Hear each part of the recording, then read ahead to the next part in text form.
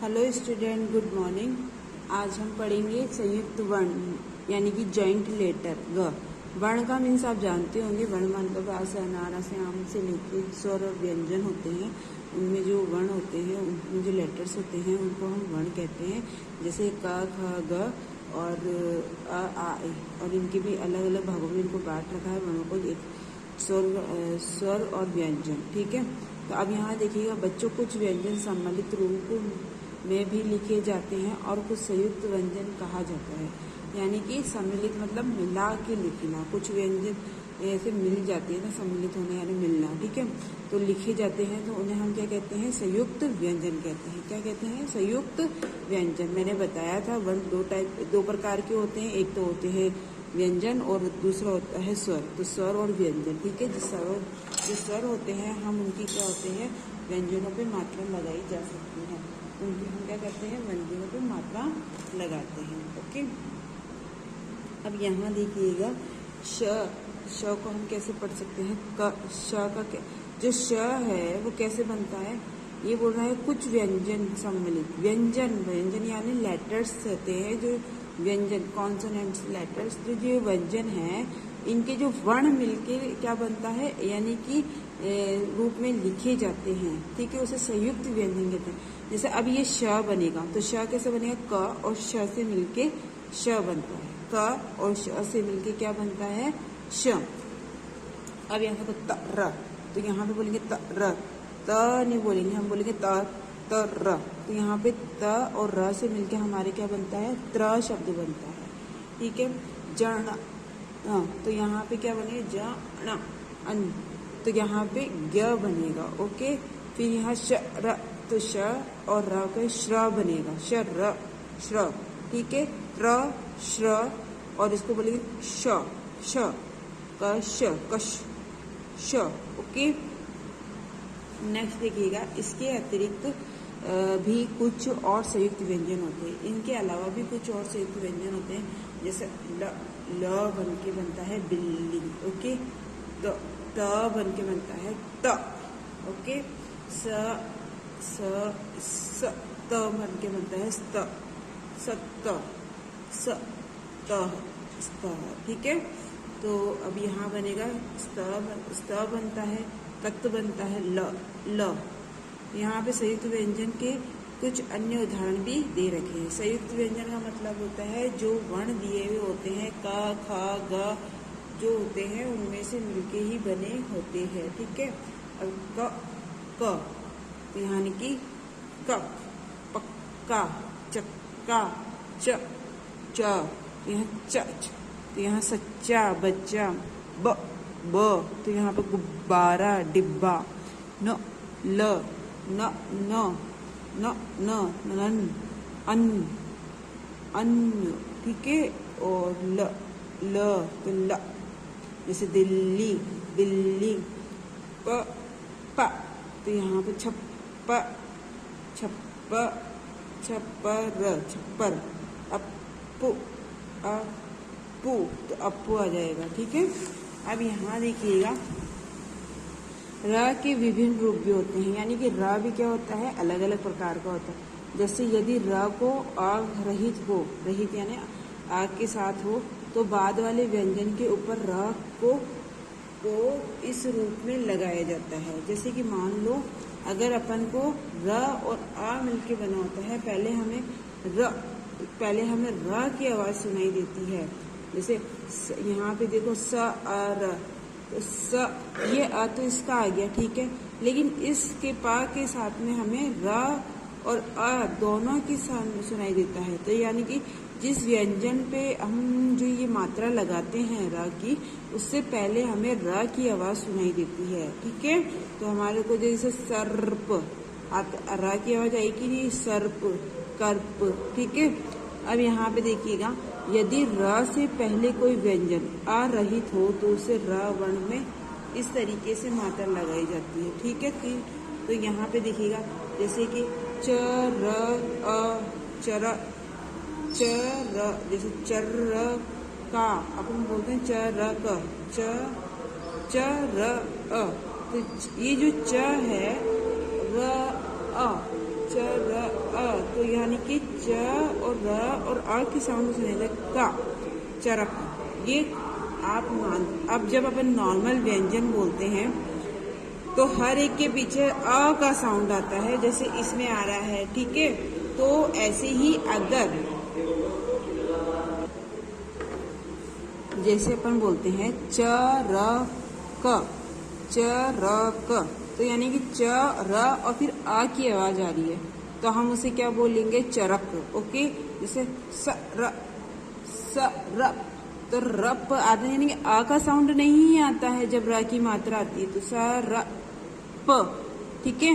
अब यहाँ पे देखिएगा स र, तो यानी कि स अ और र आ रहा है, बट इसमें क्या हो रहा है, अ का साउंड नहीं आ रहा। और यहाँ पे देखिएगा च र, च पे आ का साउंड नहीं आएगा, र में आ का स्वर, आ का अपना जो आवाज है वो निकलेगी, ठीक है।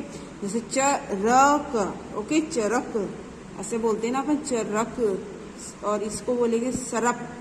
तो आप जब बोलेंगे, जब आप बार बार रीडिंग करेंगे तो आपको इसका एक्सपीरियंस हो जाएगा, आपको इसको बोलना आ जाएगा, आप अच्छे से बोल सकेंगे। अब देखिएगा, हमने पढ़ा कि भाई पहले तो क्या होता है कि व्यंजन आता है, व्यंजन के साथ में आ तो नॉर्मली आता है, फिर हमें र की आवाज सुनाई देती है, तो हमें पीछे वाले व्यंजन के साथ में क्या लगा देना चाहिए, र की मात्रा लगा देनी चाहिए। ऐसे ही क्या होता है कि र से पहले कोई व्यंजन आता है, जैसे आ रही तो जब आ से रही तो, यानी कि जो व्यंजन आता है उसमें आ का साउंड नहीं आएगा, लेकिन जो र आ रहा है उसमें आ का साउंड आ रहा है, तो उसे हम क्या बोलेंगे, उसे उस समय जब हमें क्या करना है, इस प्रकार से मात्रा लगानी है, ठीक है। अब आते हैं ट तथा ण वर्ण से र का रूप ये होता है, ट और ण, जैसे ण, ट तथा ण वर्ण से र का रूप, जैसे इस रूप में लगाया, जैसे ट्रक, ट ट्रक, ड्रम, ड्रम, ठीक है। तो यहाँ पे देखिएगा ट्रक और ड्रम। जब ट और न वर्ण में, यानी कि ट और न, इस वर्ण में कैसे मात्रा लगाएंगे, इस वर्ण में तो लगी नहीं, तो इसमें कैसे लगाएंगे हम, इसमें ट्रक और ड्रम, इस तरीके से मात्रा लगाएंगे, ठीक है। कुछ व्यंजन सम्मिलित रूप में लिखे जाते हैं जिन्हें संयुक्त व्यंजन कहते हैं। सम्मिलित यानी कि दो वर्ण होते हैं, जैसे कि मान लो यहाँ पे रा का साउंड, आ का साउंड ना आके यहाँ पे ओनली फॉर त और र, यानी कि इसमें त नहीं बोल रहे पर त र, तो त्र, ओके। जब आप बिना साउंड लंबा लॉन्ग से आपको यानी कि लंबा नहीं खींचना है स्वर को, एकदम छोटा सा यानी कि छोटे शॉर्ट फॉर्म में खींचना है, जैसे त, तो हम त नहीं बोलेंगे, त र, ओके, तो ये हो जाएगा त्र। तो इसका कहने का मतलब है कि जब दो व्यंजन मिलते हैं, यानी कि व्यंजनों से भी मात्राएं बनती है, शब्द व्यंजनों से भी शब्द बनते हैं, ओके। जैसे कि यहाँ पे देखो श र, श्र, ठीक है। तो यहाँ पे क्या होता है, व्यंजनों से मिलके वर्णों का यानी कि नए वर्णों का वो होता है, ठीक है। तो यहाँ पे यही बोल रहा है कि जो कुछ व्यंजन सम्मिलित रूप में लिखे जाते हैं, सम्मिलित यानी मिला के लिखे जाते हैं, उन्हें संयुक्त व्यंजन कहते हैं। और यहाँ पे देखिएगा भाषा र में विभिन्न रूप होते हैं, भिन्न रूप होते हैं, जैसे कि आप ये देखोगे तो इसमें क्या होगा, व्यंजन के आ का साउंड सुनाई देगा और आ के बाद में हमें र का साउंड सुनाएगा, जैसे सर्प, सरप, चरप, ठीक है। और यहाँ पे देखो चरक, चरक नहीं होता है, चरक, चरक, चरक, ओके, च ऐसे बोला चरक। जब हम कोई बिना ऐसे आ का साउंड लगाए बिना अगर हम शब्द बोलते हैं तो हम कैसे बोलते हैं, च, च, क, ख, इस तरीके से हम यूज करते हैं। तो वो अब जब हम बोलेंगे तब हम, और अगर हम आ के साथ में व्यंजन को मिला के बोलते हैं तो र, च, ख, क, इस तरीके से बोलते हैं, ठीक है। अब आगे नेक्स्ट वाला देखिएगा, यहाँ पे उदाहरण के अनुसार लिखिए। अब देखो प, एक तो प है जिसमें बिल्कुल भी अ का साउंड नहीं, प, और एक होता है प, तो प, ओके। फिर है ब, ब, प, च, च,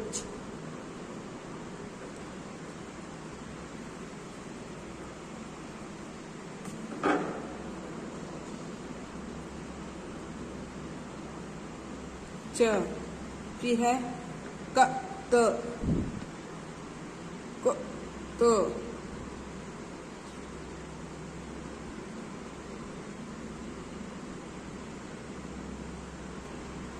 क त तो कत, म तो मम, क ख तो हम कैसे बोलेंगे कख, कक, ख। क में तो हम आ का साउंड नहीं लेंगे, लेकिन हम क्या करेंगे, ख में आ का साउंड, हम आ की आवाज निकालेंगे। ठीक है। अब यहाँ देखो च च, तो यहाँ पे इनसे बने हुए हमें दो शब्द बनाने हैं। जैसे कि मान लो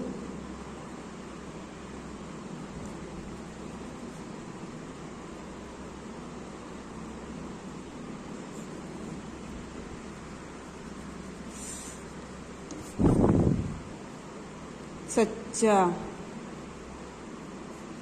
ठीक है। एक होता है बच्चा, फिर देखो, फिर है पप्पा, तो यहाँ पे देखो कैसे होगा,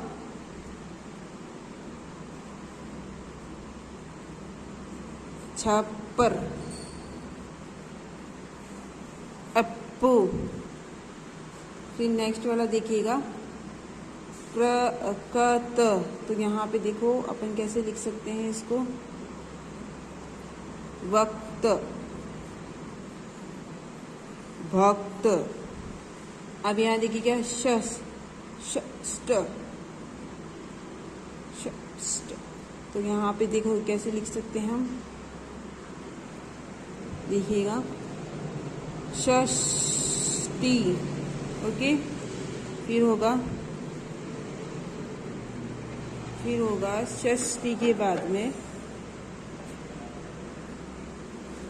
कष्ट। फिर देखिए कख,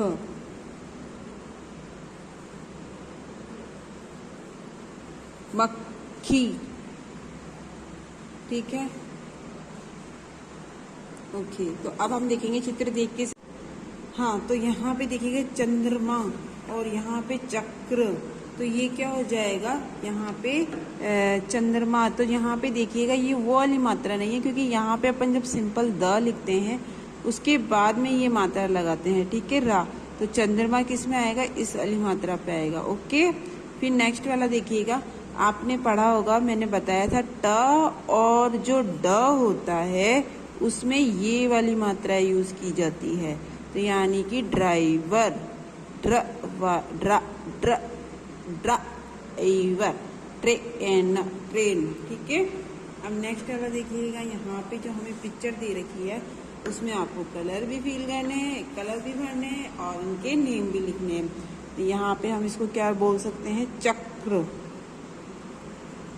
ओके। गुब्बारा,